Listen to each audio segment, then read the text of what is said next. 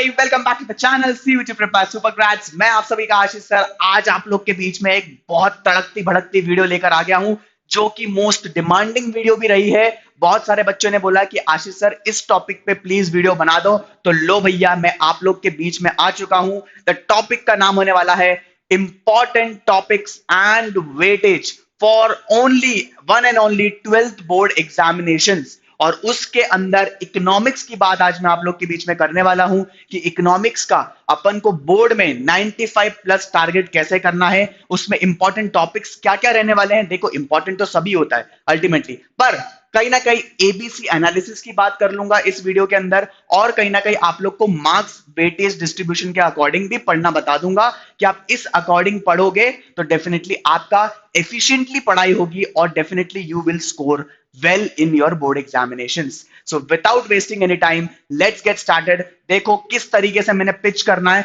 और उसके अकॉर्डिंग अपन इस वीडियो को खत्म करेंगे, ठीक है। देखिए अब पहले ये समझो, डिस्ट्रीब्यूशन आप लोग को पता है, आई नो, बट स्टिल मैं जो बता रहा हूं एक बार उस तरीके से समझना, ठीक है। इकोनॉमिक के मार्क्स का डिस्ट्रीब्यूशन कैसा है जनरली समझना। पहला होता है कहीं ना कहीं आप लोग का जो एग्जामिनेशन होता है कितने मार्क्स का होता है, कितने मार्क्स का होता है टोटल। मैं टोटल की बात कर अगर मैं करूं, सॉरी, टोटल अगर मैं मार्क्स अगर की बात करूं तो वो होता है 100 मार्क्स का पेपर, करेक्ट। अब 100 मार्क्स के पेपर की अगर मैं बात करूं अल्टीमेटली उसके अंदर उनने दो बाइफरकेशन करके रख लेते हैं। पहला आपका होता है मैक्रो इकोनॉमिक्स और इंडियन इकोनॉमिक डेवलपमेंट का कंटेंट जो अपन एग्जामिनेशन में देंगे।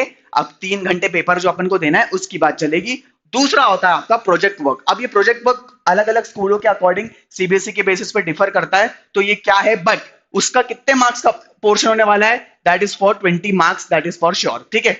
अब रही बात किस में, बचे कितने में, अगर 100 में से 20 मार्क्स हटा दिए कितने मार्क्स बचे, 80 मार्क्स। तो अपने को जो तैयारी करनी है वो करनी है 80 मार्क्स की तैयारी। तो 80 मार्क्स का डिस्ट्रीब्यूशन क्या होता है वो मैं आप लोग को बताऊंगा, उसके अकॉर्डिंग स्टेप बाय स्टेप अपन समझेंगे और सारे टॉपिक को क्लियर करके खत्म कर देंगे, ठीक है। नेक्स्ट देखो, नेक्स्ट होता है आपका, देखो दो बाइफरकेशन आ गए आप लोग के सामने। मैक्रो इकोनॉमिक्स आ रहा है आपका, ठीक है, दैट कंसिस्ट ऑफ 40 मार्क्स। सीधी सी बात है 80 मार्क्स का टोटल यहां पर मैंने अभी आपको पिछली स्लाइड में बताया था 80 मार्क्स की बात चल रही थी, उसको दो पार्ट में इन्हें बाइफरकेट कर दिया। नेक्स्ट आपका इंडियन इकोनॉमिक डेवलपमेंट है, वो कितना आपका होने वाला है, 40 मार्क्स का भी होने वाला है।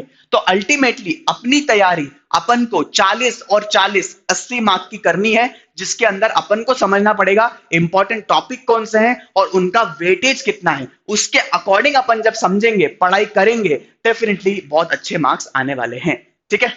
नेक्स्ट देखो, अब मैं पूरा एक टॉपिक वाइज सारी चीज लेकर आया हूं। अपन पहले सिर्फ 40 मार्क्स की बात करेंगे जो अपना मैक्रो इकोनॉमिक्स का होने वाला है, ठीक है। मैक्रो इकोनॉमिक्स के अंदर मैं टॉपिक को लेकर आया हूं, कौन कौन से टॉपिक है, जनरली कितने टॉपिक्स होते हैं इसके अंदर मैं आपको बता देता हूं। 12 टॉपिक्स होते हैं अपने, ठीक है, 12 टॉपिक्स कवर्ड होते हैं। और 12 टॉपिक्स को अपन कौन कौन से होते हैं, circular flow of income, basic concepts of macro economics, national income and related aggregates, measurement of national income, money banking रहता है, ठीक है, एग्रीगेट डिमांड एडीएएस वाला, income determination and money multiplier रहता है, excess demand and deficient demand, government budget, forex and balance of payment. ये अगर अपन ने सिस्टमेटाइज तरीके से मैंने क्या करा है, इसका कुछ पार्ट बाय पार्ट मैंने इसको यूनिट वाइज कन्वर्ट कर दिया, ठीक है। तो इसके अंदर मैं आपको बताता हूं कि आप लोग को जब तैयारी करना चालू करो तो ए टॉपिक कौन सा है, बी कौन सा है और सी कौन सा है, उसके अकॉर्डिंग अपन समझेंगे, ठीक है। नेक्स्ट देखो, अब देखो गाइस, ये मैंने आप लोग के लिए बाइफरकेशन करके रखा है। वैसे बाइफरकेशन बहुत कॉमन है, पता भी होगा आप लोग को, बट स्टिल मैं मार्क्स वेटेज के अकॉर्डिंग आप लोग को ये बताना चाहता हूं कि किस पे थोड़ा ज्यादा ध्यान दो, किस पे कम ध्यान दो। देखो as a faculty of economics मैं एक चीज बहुत अच्छे से प्रिसाइज बताना चाहता हूं, मैं कोई भी टॉपिक में इंपॉर्टेंट टॉपिक्स नहीं बोल सकता क्योंकि सारे ही इंपॉर्टेंट टॉपिक्स होते हैं बच्चा। एक चीज आपको ध्यान रखना है कि जो जो आप पढ़ाई करो उसमें जो बोलते हैं ना टाइम डिवोशन की अगर मैं बात करूं तो वो कितने लेवल पे बंटना चाहिए, मैं उसकी बात कर सकता हूं, एफिशिएंसी की बात कर सकता हूं कि इन टॉपिक्स पे ज्यादा ध्यान दो, इनमें अगर थोड़ा कम भी दोगे पर चलेगा, पर देना जरूर है। मेरा ये मोटिव है इसमें, समझ में आया। तो एक बार अपन देखते हैं, मैंने इसका फर्स्ट जो आपके 12 टॉपिक्स थे मैंने उसको बाइफरकेट कर दिया है, 5 हेड्स के अंदर मैंने उसको बांट के रखा है, ठीक है। पहला अपन ने बनाया national income and related concepts, उसके अंदर मैंने 4 टॉपिक को कवर अप करा है, आपके 4 चैप्टर्स को। पहला होने वाला circular flow of income, basic concepts of macro economics, national income and related aggregates, measurement of national income. ठीक है, अब ध्यान से देखो इसका वेटेज कितना है। इसका वेटेज है पूरे 12 मार्क्स का।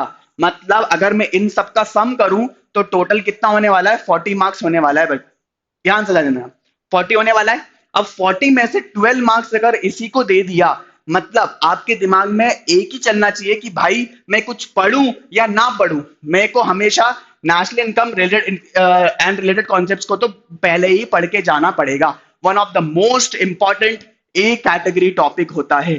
प्लस प्लस प्लस, कितने प्लस लगाने उतने प्लस लगा दो, ये कभी टॉपिक छोड़ के जाना है ही नहीं अपन को। समझ में आया, ये बात क्लियर हुई। सेकंड देखो, सेकंड मैंने अगर डिस्ट्रीब्यूशन के वाइज अगर मैं बात करूं तो सेकंड बता रहा है 10 मार्क्स। 12 के बाद क्या आता है, 10 ही आएगा ना, छोटे लेवल पे अगर मैं बात करूं तो, राइट। उसमें कौन सा आ रहा है, इनकम एंड एम्प्लॉयमेंट के हिसाब से बांट के रखा है। तो वो कौन से टॉपिक्स है, aggregate demand and related concepts, ठीक है, इनकम डिटर्मिनेशन एंड मल्टीप्लायर, ठीक है, excess demand and deficient demand, ठीक है। तो इनके 3 बाइफरकेशन की पर्सपेक्टिव से ये चीज क्लैरिफाइड होती है। अगर मैं उसकी बात करूं 10, तो 40 में से अगर आपके 12 मार्क्स जा चुके हैं, उसका जो 10 मार्क्स का वेटेज किस पे आ रहा है, इस लेवल पे आ रहा है। तो अल्टीमेटली आप कह सकते हो ए प्लस, पर इसको ए टॉपिक भी मान सकते हो। मतलब आपके दो एंगल में अगर मैं बोलूं कि अगर आपने, ध्यान से समझना, 12 प्लस 10 कर लिया, मतलब 22 मार्क्स आउट ऑफ 40 बोल रहा हूं, 22 मार्क्स आउट ऑफ 40 आपके फ्री गिफ्ट हो गए। मात्र आपने 1 2 3 4 5 6 7 टॉपिक कवर अगर आपने कर लिया, आपके बकायदा 22 मार्क्स जेब में हो जाएंगे। फंडा क्लियर हुआ। पर ये ऐसा है कि रिकरिंग नेचर के टॉपिक से एमसीक्यूज ले लो, 3 मार्क्स ले लो, 4 मार्क्स ले लो, 6 मार्क्स ले लो, सारे अंदर इसके अंदर के बाइफरकेशंस में आते हैं और ये इतने इंपॉर्टेंट टॉपिक्स होने वाले हैं, ध्यान रखना मेरी बात। नेक्स्ट देखो, नेक्स्ट मैंने बाइफरकेट करके रखा है, थोड़ा ट्रेंड चेंज होता है गाइस। देखो क्या होता है ना, सीबीएसई अब मेरे हाथ पे भी नहीं है कि कौन सा पेपर किस लेवल पे आ रहा है, राइट। ट्रेंड चेंज होता है कई बार। देखो इसमें मैंने दिया 8 मार्क्स का वेटेज दिया, इसको 6 का दिया और इसको 4 का दिया। आप सोच रहे हो कि गवर्नमेंट बजट को मैंने 4 क्यों दिया है, क्योंकि जितना मैंने 1 या 2 साल का पेपर एनालिसिस जो किया ना, बैलेंस ऑफ पेमेंट और फॉरेक्स पे थोड़ा सा सीबीएसई थोड़ा ज्यादा ध्यान दे रहा है, उसकी क्वेश्चन थोड़ा रिकरिंग नेचर में आ रहे हैं। इसलिए मैंने बोला कि इसका 8 मार्क्स और इसका 6 मार्क्स। मनी बैंकिंग तो भैया हर बार का आएगा ही आएगा, ये मान के चलना, मनी बैंकिंग आएगा ही आएगा। उसी के अकॉर्डिंग मैंने उसको 6 मार्क्स दिया और लास्ट में मैंने 4 मार्क्स का थोड़ा सा गवर्नमेंट बजट का इंपैक्ट डाल दिया कि कभी आया तो प्राइमरी डेफिसिट वाले जो कैलकुलेशंस होते हैं, गवर्नमेंट बजट की एक्सपेंडिचर वाली बात होती है, डेफिशिएंट बजट, सरप्लस बजट कौन कौन सा होता है, उसकी बात अगर कर लेगा तो थोड़ा बहुत क्वेश्चन आ गया। तो इसलिए मैंने इसको थोड़ा सा सी कैटेगरी टॉपिक रखा है। अगर मैं बी की बात करूं तो ये बी कैटेगरी टॉपिक हो जाएगा और ये भी बी कैटेगरी टॉपिक हो जाएगा। फंडा समझ में आया। ये इस वीडियो के माध्यम से मैं आपको ये बताना चाह रहा हूं कि अपन एबीसी एनालिसिस कर रहे हैं कि भाई पढ़ना तो सब है, पर सबसे ज्यादा ध्यान किस पे देना है, सबसे ज्यादा प्रैक्टिस किसकी करनी है, ए प्लस और ए टॉपिक की। समझ में आ गया, क्योंकि उसके मार्क्स डिस्ट्रीब्यूशन देखो 12 और 10 की बात कर रहा हूं। सेकंड की अगर मैं बात करूं, सेकंड में आप बी टॉपिक को कैटेगराइज कर लेना 6 और 8, 14 मार्क्स आप उसमें भी फेच कर सकते हो वेरी इजीली। लास्ट में आपके पास 4 मार्क्स का गवर्नमेंट बजट। अगर मैं बोलना नहीं चाहता, पर अगर टाइम बचे तो बहुत अच्छे से कर लो, नहीं बचे तो यू कैन स्किप। ठीक है, स्किप मतलब ये नहीं कि अब सर ने बोल दिया तो बिल्कुल उसको फ्री फ्लो में ले लिया और बिल्कुल पढ़ के नहीं जा रहे। हो सकता है कि ये 4 मार्क्स नेक्स्ट पेपर में आपका 6 और 8 का भी कन्वर्जन हो जाए। तो इसलिए मैं बोल रहा हूं छोड़ के कुछ नहीं जाना है, पढ़ाई अपन को पूरी करनी है। पर जो बोलते हैं ना, गधा हम्माली के बजाय अपन को स्मार्ट स्टडी करनी है। बस मेरा उतना सा मोटिव है इस वीडियो के अंदर समझाना। फंडा क्लियर हुआ। तो ये पूरा अगर आप सिस्टमैटिक तरीके से समझो तो इसके बेसिस पे आपके 40 मार्क्स पूरे पक्के होने वाले हैं, गारंटी दे रहा हूं मैं। बस क्रोनोलॉजिकल ऑर्डर को पकड़ लो, ए प्लस, ए बी और सी। क्या बोल रहा था मैं, ए प्लस, ए बी और सी कैटेगराइजेशन अगर आपने कर लिया तो डेफिनेटली आपके मार्क्स बहुत सिस्टमेटाइज तरीके से आज भी लेवल पे अगर आप पढ़ाई का चालू करते हो, आज अपना नवंबर मंथ चल रहा है, दिसंबर जनवरी में भी आप तोड़ फोड़ करके बहुत अच्छे 40 आउट ऑफ 40, सिर्फ मैक्रो की बात कर रहा हूं अभी, 40 आउट ऑफ 40 इजिली स्कोर कर सकते हो। फंडा क्लियर हो गया, ये मैक्रो इकोनॉमिक्स से समझ में आ गया। अब अपन जंप करते हैं इंडियन इकोनॉमिक डेवलपमेंट के अंदर। आइए, टॉपिक्स अंडर आईईडी। ठीक है, आईईडी के अंदर क्या टॉपिक्स हैं? Indian economic for the eve of independence की बात चल रही है, मतलब क्या था, 1947 से पहले की कहानी। फंडा क्लियर हुआ? वहां तक की बात है। अब यहां पर सेकंड टॉपिक में क्या बोलते हैं इंडियन इकोनॉमी में, 1947 के बाद की कहानी टिल 1990। ठीक है, क्योंकि उसके बाद चैप्टर कौन सा आता है, एलपीजी, कहां से होता है 1991, वहां से कहानी। तो ये ईयर वाइज सिनेरियो लेके चलता है, वो फंडा आपको पता होगा, right. Human capital formation, rural development, employment, sustainable development, comparative development analysis of India, right. तो इसकी अगर मैं बात करूं, टोटल में कितने, 1 2 3 4 5 6 7 8 टॉपिक्स है आपके, राइट। तो 8 को कैसे मैंने बाइफरकेट किया है मैं आपको बताता हूं, ध्यान से देखिए। 8 को मैंने टॉपिक जो बाइफरकेट करके रखा है वो उसमें यूनिट में बांट दिया, economic reforms, challenges face by Indian economy, और लास्ट में रखा है कंपैरिजन विद नेबर्स। ठीक है, अगर इसके बेसिस पर अगर अपन कवर अप करें तो ध्यान दीजिए, सबसे ज्यादा वेटेज मैंने किसको दिया है, सबसे ज्यादा वेटेज मैंने दिया है 16 मार्क्स को, सबसे ज्यादा वेटेज मैंने 16 मार्क्स को दिया है। पर एक्चुअली वो सबसे ज्यादा वेटेज कहने को है भी और नहीं भी, ध्यान समझना क्यों, क्योंकि सबसे ज्यादा एंगल आप इसको अगर बोलो तो ए कैटेगरी टॉपिक समझ लो। ठीक है, अब इस दोनों को मैंने क्या करा, इक्वल दे दिया 12-12, क्योंकि क्या होता है ना, इंडियन इकोनॉमिक डेवलपमेंट के अंदर आप लोग को बाइफरकेशन कोई भी टॉपिक से उठा के इक्वल डिस्ट्रीब्यूशन के हिसाब से मार्क्स बना के वो क्वेश्चन पेपर में ड्राफ्ट कर सकता है। तो आपको थोड़ा थोड़ा सबका पढ़ के जाना पड़ सकता है, ये मेरी बात मानना। बहुत सारा इन डेप्थ नॉलेज होगा, क्योंकि उसमें क्या है ना, कोई भी टॉपिक अगर उन्होंने ह्यूमन कैपिटल फॉर्मेशन उठाया उससे पेपर बना देंगे, रूरल डेवलपमेंट उठाया उससे पेपर बना देंगे, समझ में आया। तो उसमें आपको नॉलेज अगर नहीं हुई किस उस चीज टॉपिक की, तो फिर आप कुछ भी नहीं कर पाओगे। ध्यान से देखो, अगर मैं इसकी बात करूं, Indian economy of eve of independence और 1950 से 1990 और ये 1991 वाला कॉन्सेप्ट, राइट, इसमें मैंने दिया आपको 12 मार्क्स का।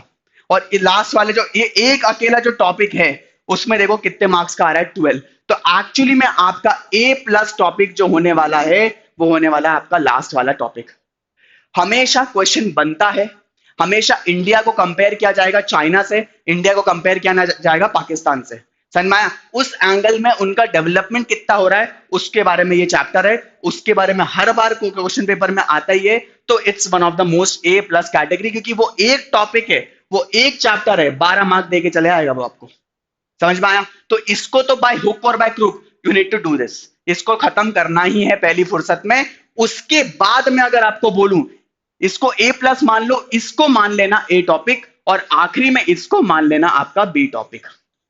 क्यों पता है, क्योंकि इसके अंदर अल्टीमेटली क्या है ना, ह्यूमन कैपिटल फॉर्मेशन बार बार पूछा जाता है, रूरल डेवलपमेंट पूछ लिया तो ठीक है, एम्प्लॉयमेंट पूछ लिया तो ठीक है, सस्टेनेबल डेवलपमेंट आजकल बहुत चल रहा है मार्केट में, तो उसके एंगल से भी चाह रहा है सीबीएसई कि आप लोग को भी पता चले सस्टेनेबल डेवलपमेंट होता क्या है, और उसके questions real life corporate level की अगर मैं बात करूं तो उसमें इंपैक्ट कैसे होता है उस चीज की बात करेगा।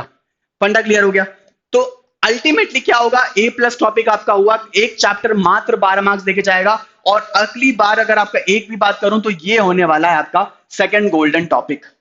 इसके अंदर ब्रिटिशर्स जब आए थे उससे रूल क्या हुआ, ब्रिटिशर्स ने क्या तबाही मचा दी, इंडिया का फिर सर्वाइवल मोड कैसे चालू हुआ, और फिर उसके बाद अपन ने रेस्ट्रिक्शंस लगा दिए, फिर एलपीजी को एक्सेप्ट करा, उस चीज के बारे में है। थोड़ा इंडियन लेवल पे ये चीज पता होनी चाहिए। So this is the most important topic, second level की बात करूंगा।